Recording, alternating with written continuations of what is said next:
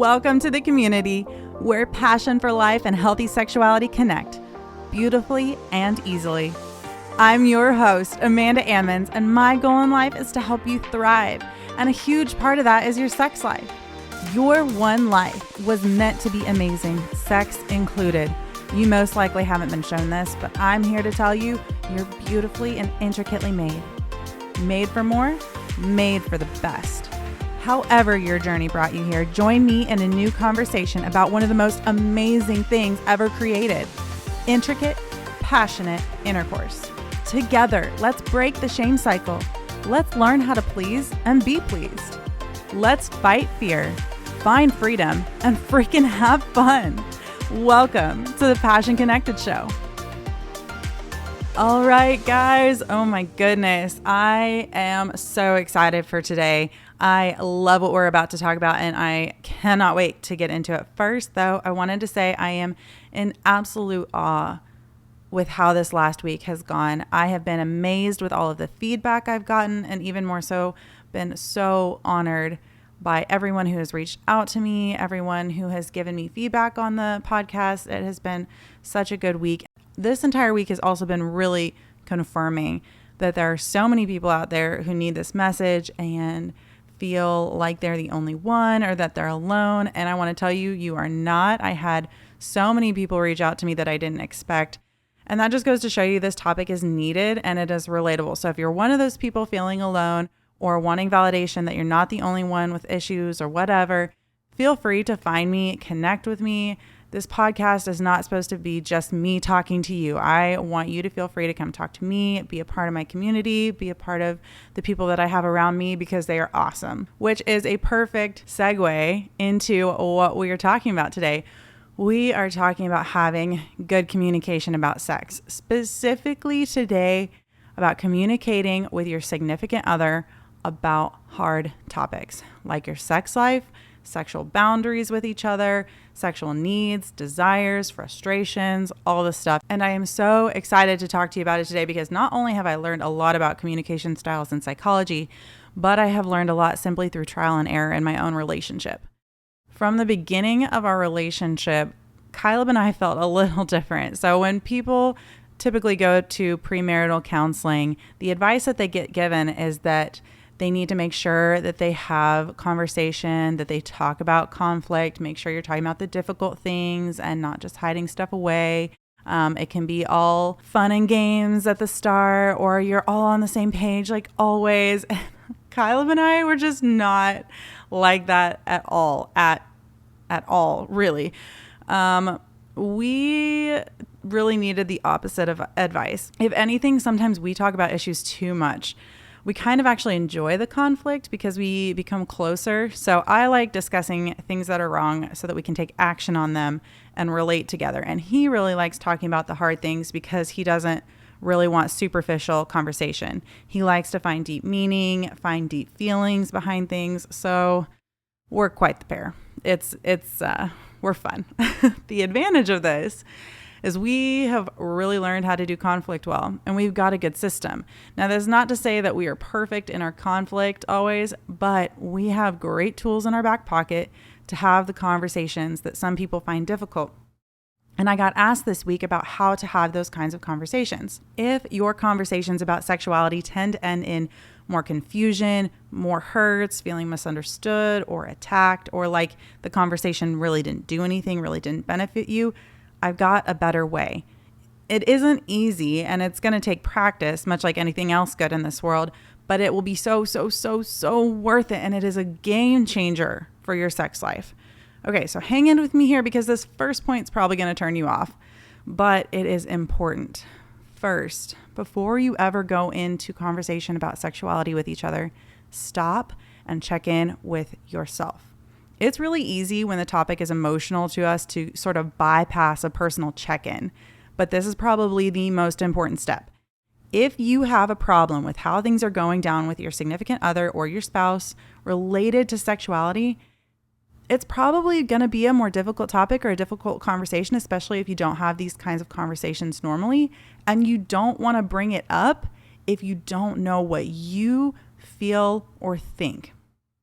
So counselors are trained that most people bring things to counseling, and whatever they're talking about is normally the tip of the iceberg, and they think it's a big issue. They think this thing that they're bringing is the most important thing, but really the bigger issues tend to lie underneath the surface, under that water. For example, there's a time in our marriage where I really wanted my husband to be more excited when he came home and I would bring up the idea of sex.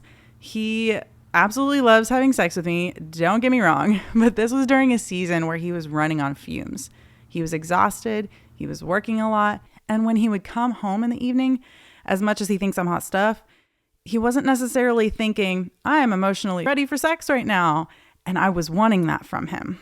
First of all, I was putting unrealistic expectations on my husband to always be excited when I was excited, but bringing up the issue in that moment wasn't helpful. Why? Because the issue wasn't that I wanted him to be excited about me or excited for sex.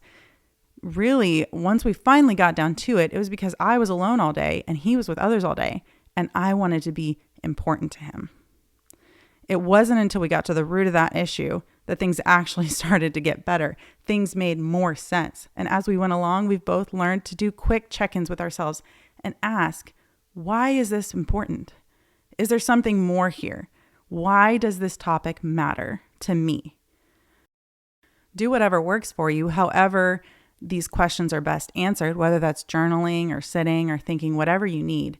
For me, it's always taking a shower. I get so much emotional clarity when I shower. It's kind of a running joke between us, but it's like if I am having a lot of stress and there's things that I can't handle or I don't know what's going on in my life, we both are like, time to take a shower. There you go, Amanda. But if you feel like there's a conversation you need to have, you have got to make time for yourself first.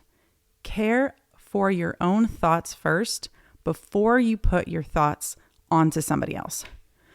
Ooh, okay. I feel like that was a hard one for me to say because often it's a hard thing to do. Sometimes we might not have as much justification as we think we do for an issue that we think is present.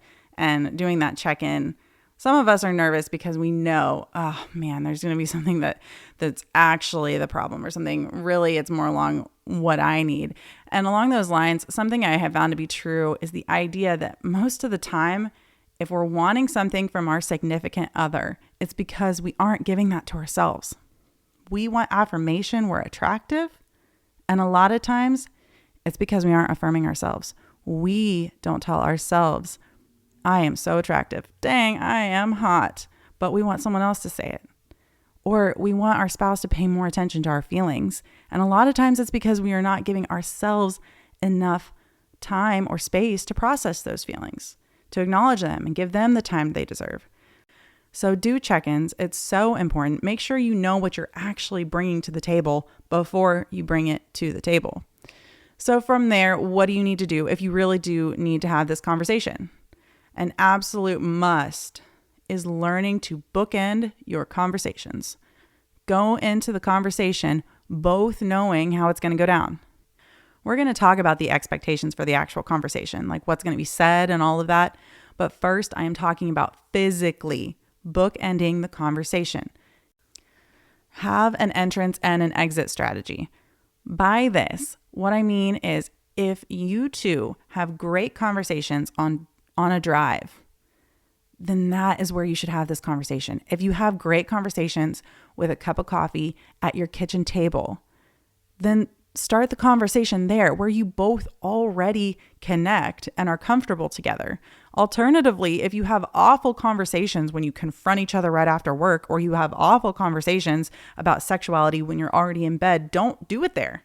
Don't plan for it there. Figure out when and how you are going to start the conversation and do it in a lighthearted, connective space where you both feel comfortable and have an exit strategy as well.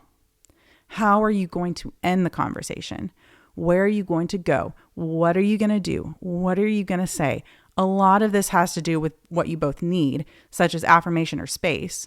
My husband and I, for example, we like to cuddle and watch movies or play a round of Catan or Codenames, board games, if you haven't played those. So we tend to end hard conversations that way. It's a way for us to remind ourselves we're on the same team. And just like we would have played the board game before we ever had the conversation, we're still going to play it afterwards.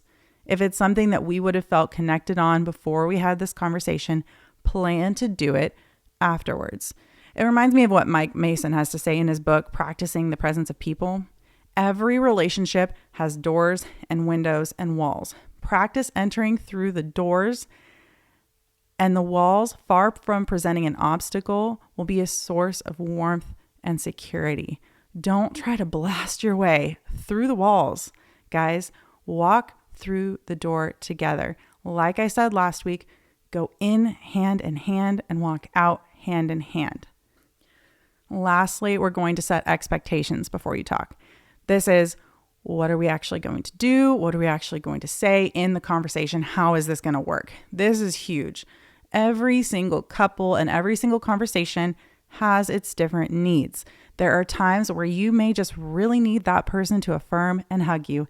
And there are times you may be trying to solve a problem together and you both want to come away from the conversation with a solution. Maybe you both just need individual time to say something to each other without the other person saying a word. Either way, it's crucial you set this up beforehand. Tell each other specifically. Say, I need a listening ear. What do you need? I really just need you to let me cry. What do you need in this conversation? I really need you to help me solve this problem because I'm feeling lost. What do you need? Because one of the most detrimental things to a conversation about sex is partway into the conversation telling your partner, that's not what I need, or you really don't understand. Because in that moment, you create a divide. And what you're really saying to them is, you aren't good enough. This conversation isn't working. It's your fault. And friends, let me tell you, that doesn't make sex any easier. Sex is its best when you connect person to person, mentally, emotionally, and then physically. Help each other connect. Help each other be a team. You might come away from the conversation feeling like, well, we really didn't understand each other, or, we're kind of still at odds, or the problem is really still there. But if you follow these tips, despite the original problem, whatever it was, your sex life will be better. It will be healthier if you connect as a team. A lot of times, the actual topic of conversation is less important than how you both feel about it afterwards. Give conversations about sex their best chance for success. You can do it, friends. I really believe in you. I believe that you are a game changer in your own relationship. So, real quick wrap up, check in with yourself, make sure you know why you're bringing this up and what you're actually feeling, where the hurts are or where you want the change. Make sure to bookend your conversation with positivity. Go into it with a good setting and atmosphere. Exit out of it with a good setting and atmosphere. And 3, set expectations. So each of you knows what the other person needs and cater to those things. Cater to them. That is so important. All right, friends, I will see you next week.